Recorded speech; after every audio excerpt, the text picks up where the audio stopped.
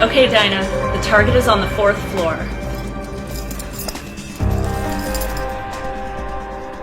She's moving southwest, towards the elevators. Jarvis, I've acquired the asset. Very good. You have a target tracking you on the adjacent hallway.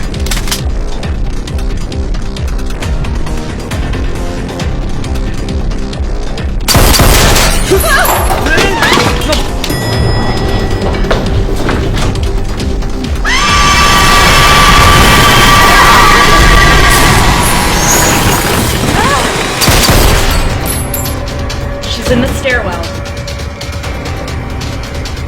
I just lost eyes on her.